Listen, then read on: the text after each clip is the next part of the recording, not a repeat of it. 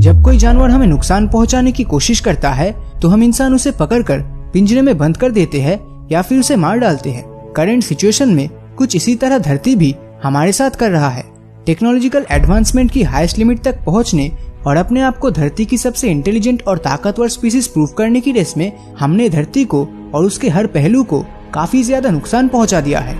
और इसका नतीजा ये है कि एक छोटे से वायरस ने पूरी ह्यूमन स्पीसीज को घुटनों पर ला दिया है। आपको जानकर हैरानी होगी कि कोरोना के कारण धरती का पोल्यूशन कम होता जा रहा है और इसमें काफी कुछ इम्प्रूवमेंट्स देखने मिला है। चाइना दुनिया का सबसे बड़ा इंडस्ट्रियल हब माना जाता है और जाहिर सी बात है कि जहां इंडस्ट्रीज होंगी वहां स्मोक, पॉइजनस गैसेस, कोल कंजम्पशन और अल्टीमेटली पोल्यूशन तो आम सी बात है। चाइना हर साल 900 करोड़ टन से ज्यादा कार्बन डाइऑक्साइड गैस एमिट करता है जो दुनिया में सबसे ज्यादा है। लेकिन पिछले 2 महीनों में यह आंकड़ा बहुत ही तेजी से ड्रॉप हुआ है।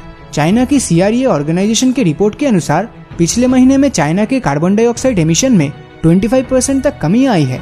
इंडस्ट्रीज और ट्रांसपोर्टेशन बंद होने के कारण नेचुरल रिसोर्सेज की भी बचत हो रही है और अल्टीमेटली पोल्यूशन काफी कम हो रहा है। यूनाइटेड किंगडम और इटली में पिछले साल तक पोल्यूशन का लेवल 50 से 60 तक पहुंच जाता था, वो अभी 20 से ज्यादा नहीं बढ़ रहा है।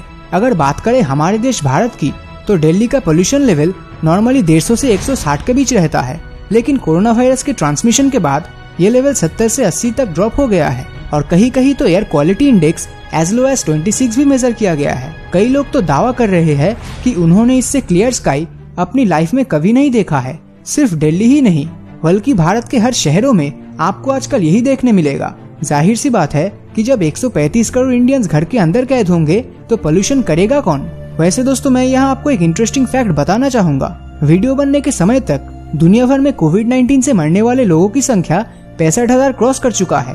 लेकिन क्या आपको पता है कि पोल्यूशन के कारण हर साल दुनिया में 46 लाख लोग अपनी जान गंवा देते हैं। इनमें से 22 लाख लोग तो सिर्फ इंडिया और चाइना के ही होते हैं। ओजोन लेयर हमें सूरज से आने वाली हार्मफुल यूवी रेस से प्रोटेक्ट करता है, लेकिन ये अपने आप को इंसानों से नहीं बचा पा रही थी।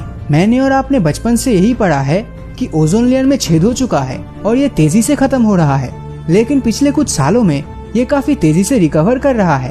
हर साल इसमें 1 से 2% का इम्प्रूवमेंट रिकॉर्ड किया जा रहा है।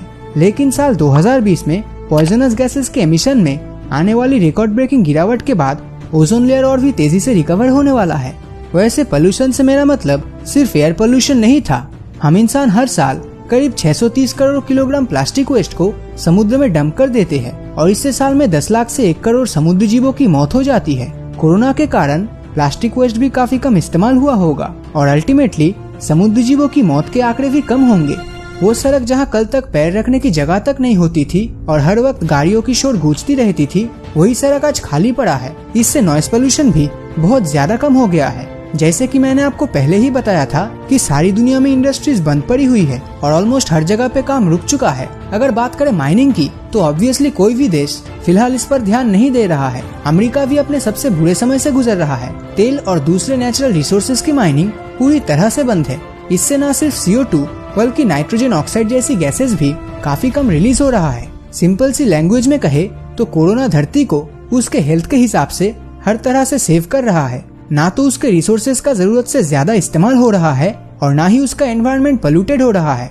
लोगों ने तो अभी पेड़ काटना भी पूरी तरह से बंद कर दिया है और ओजोन लेयर भी रिकवर हो रहा है।